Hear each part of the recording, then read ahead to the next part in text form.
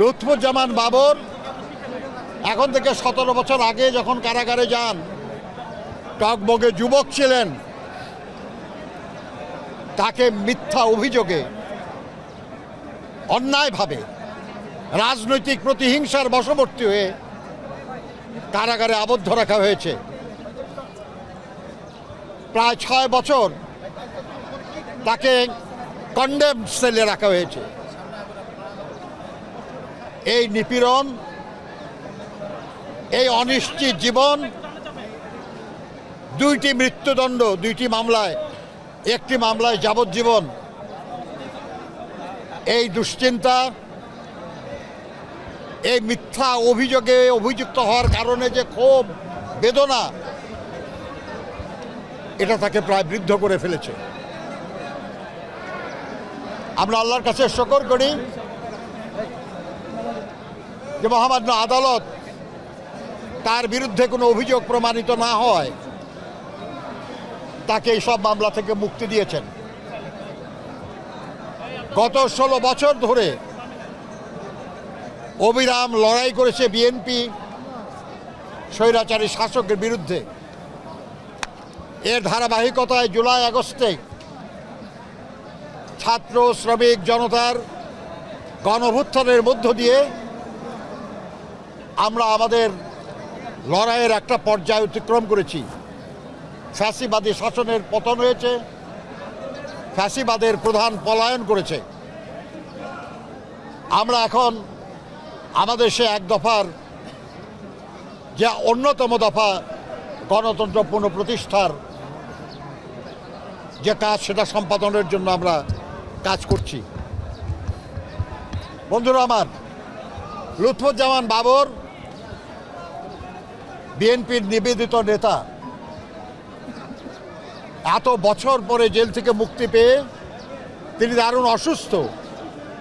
এই অবস্থাতেও তার ঘরে, তার পরিবারের কাছে না গিয়ে তিনি এসেছিলেন তার নেতা, আমাদের নেতা, বাংলাদেশে নতুন রাজনীতির প্রবক্তা, বাংলাদেশের মহান স্বাধীনতার ঘোষক, সমৃদ্ধির উপকার শহীদ জিয়ার মাজারে জিয়ারত করতে। আমরা তাকে সাথে নিয়ে আমরা দোয়া করেছি এবং আমরা আল্লাহর কাছে প্রার্থনা করেছি যে আমাদের যেসব হাজার হাজার সহকর্মী জীবন দিয়েছেন। দাঁড়াও, এখন তো জীবাণুদের থেকে বাঁচালে সারাদিন কে বাঁচাবে? ডেটল বাঁচাবে। ডেটল দেয় জীবাণুর বিরুদ্ধে ১২ ঘন্টার সুরক্ষা বলয়। সুরক্ষার বিশ্বাস থাকুক দিনভর। শত শত নেতাকর্মী গুম হয়েছেন, লক্ষ লক্ষ নেতাকর্মী মিথ্যা এবং গায়েবী মামলায় লুৎফুজ্জামান বাবরের মতো কারারুদ্ধ হয়ে আছেন বা ছিলেন। আমরা তাদের সবার মুক্তির জন্য, ভবিষ্যতে যাতে কেউ এভাবে ক্ষতিগ্রস্ত না হয় সেটা নিশ্চিত করার জন্য একটা গণতান্ত্রিক মানবিক বাংলাদেশ গড়তে চাই। দেশনেত্রী বেগম খালেদা জিয়ার নেতৃত্বে আমরা সেই পথে এগিয়েছিলাম। ভারপ্রাপ্ত চেয়ারম্যান জনাব তারেক রহমানের নেতৃত্বে আমরা যে সংস্কারের কর্মসূচি দিয়েছি তার মাধ্যমে আমরা এটা অর্জন করতে চাই।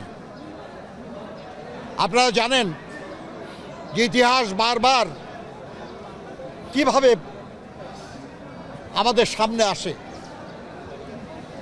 আমরা গণতন্ত্রের আশায় মুক্তিযুদ্ধ পর্যন্ত করেছি, লাখো মানুষ জীবন দিয়েছি, কিন্তু তার কয়েক বছরের মধ্যেই যারা দায়িত্বে ছিলেন তারা দেশে একদলীয় স্বৈর শাসন কায়েম করেছিলেন। আর সেই একদলীয় স্বৈর শাসনের কবরের উপর বহুদলীয় গণতন্ত্রের বাগান রচনা করেছিলেন আমাদের নেতা শহীদ প্রেসিডেন্ট জিয়াউর রহমান।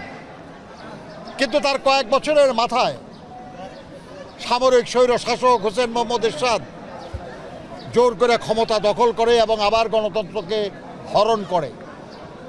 9 বছর তার বিরুদ্ধে অবিশ্রান্ত লড়াই করে গণতন্ত্র এবং বহুদলীয় গণতন্ত্র, সংসদীয় গণতন্ত্র পুনঃপ্রতিষ্ঠা করেছিলেন দেশনেত্রী বেগম খালেদা জিয়া আমাদের দলের চেয়ারপারসন।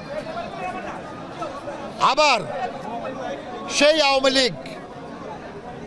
আওয়ামী লীগের দোসর স্বৈরাচারী এরশাদ এবং তার দল, তারা একসাথে মিলে গত 15-16 বছর ধরে এই দেশটাকে নরক বানিয়ে রেখেছিল। আর তার হাত থেকে মুক্ত করার যে লড়াই, সেই লড়াইয়ে ডান বাম মধ্য বাম সবাইকে যুগপৎ আন্দোলনে একত্র করেছেন আমাদের ভারপ্রাপ্ত চেয়ারম্যান জনাব তারেক রহমান।